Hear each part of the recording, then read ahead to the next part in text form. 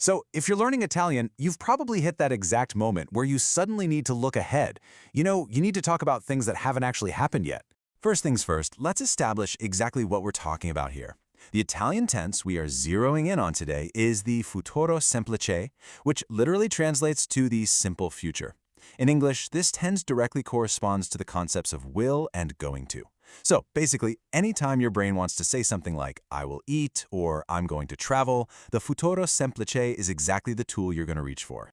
All right, let's take a quick look at our roadmap for today. We'll start off with the future basics, then move to the core conjugation formula. From there, we'll tackle important irregular verbs, look at reflexives and piacere, and finally end with a really fun one, guessing with the future.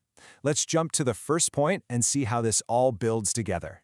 Part 1, the future basics. And we're calling our subtitle here, the present tense cheat code. Right out of the gate, I absolutely have to share a native speaker secret with you. While the Futuro Semplice obviously exists for a reason, Italians actually frequently just use the present tense when talking about the near future. Or, about something that is already planned and totally certain. Take the phrase, domani vado a Roma. Literally, that means, tomorrow I go to Rome. But in real conversation, it translates perfectly to, tomorrow I'm going to Rome. So for those immediate certain plans, you can completely bypass the future tense and just use the present tense you already know. It's a total cheat code. But of course, for actual, unconfirmed, or distant future events, we really do need the real deal. Which brings us to Part 2, the core conjugation formula, building the future. Let's dive right into this. To understand the mechanical building blocks of this tense, we actually use a really straightforward three-step mathematical formula for regular verbs. Step 1, you take the infinitive verb and simply chop off that final vowel. Easy. Step 2, and pay super close attention here because this is the most common trap people fall into, if you have an R verb, you absolutely must change that A to an E. So a word like parlare becomes parler. Finally, step 3, you just add the universal future ending based on who is actually doing the action. Now, notice how the endings are beautifully universal across all three verb groups. It's like a giant puzzle where the pieces always fit perfectly. The EO form, or I, always ends in an accented O, so we get parlerò, crederò, dormirò. For tu or you, it's erai, parlerai, crederai, dormirai. Then we have a for lui or lei, emo for noi, ete for voi, and anno for loro. Honestly, once you memorize these 6 endings, you've essentially unlocked the regular future tense for the entire language. How cool is that?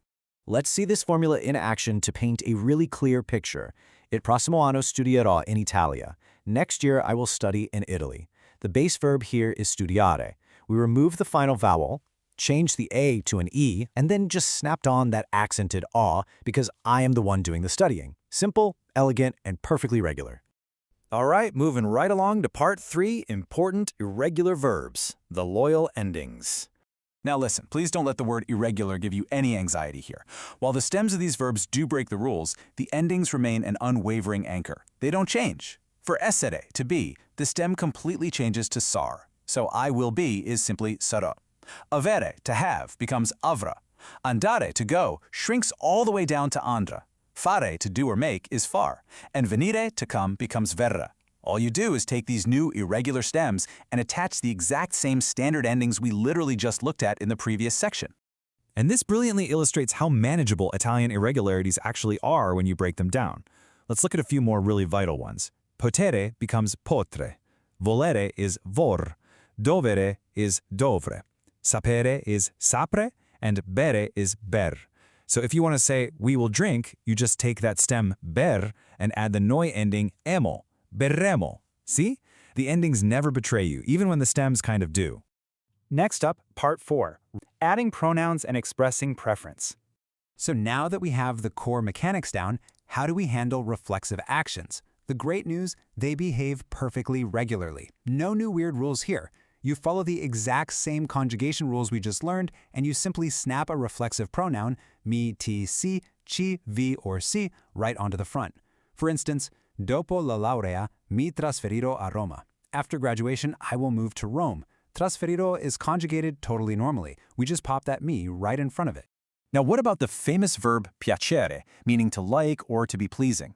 We know this verb can be a little tricky, but in practice, for the future tense, you really only need to worry about two distinct, super easy to remember paths. Path 1, you're going to use piacerà when the thing you will like is a singular noun or an action, meaning it's followed by an infinitive verb. Path 2, you will use piaceranno when the things you will like are plural nouns. So, the crucial point here is just identifying what comes directly after the verb. Mi piacerà lavorare in Italia translates to I will enjoy working in Italy. Because working, or lavorare, is a singular action, we use the singular piacerà. But if we say mi piaceranno le nuove opportunità, meaning I will like the new opportunities, the verb absolutely has to match that plural noun, becoming piaceranno. Makes perfect sense, right? And finally, part 5, guessing with the future. Picture this. You're walking down the street with an Italian friend, and someone randomly stops you to ask, "Che ore sono?" What time is it? Or maybe you're at a party, and you look around and ask a friend, "Where is Marco?" You are asking about right now, the present moment. But how do you answer if you aren't entirely sure? Here is the secret. Italians use the future tense to express uncertainty, probability, or a guess about the present. Crazy, right? To answer what time is it, you wouldn't just say, "It is 5," if you don't actually know. If you're guessing, you say, "Saranno le 5." Literally, that means it will be 5, but functionally in conversation it means it's probably around 5. Where's Marco? Marco sarà a casa. Marco is probably at home. You are literally using a future tense conjugation to speculate about what's happening right now. Now, what's really fascinating is how this applies to assuming someone's current physical state. Let's say you see a friend sweating after carrying heavy boxes all day. You look at them right now in the present moment and say, "Dovrai essere stanco."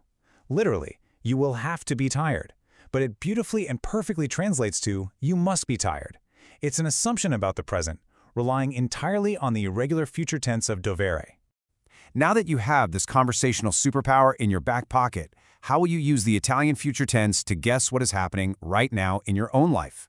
Get out there, practice it, play with it, and have an absolute blast mastering the Futuro Semplice.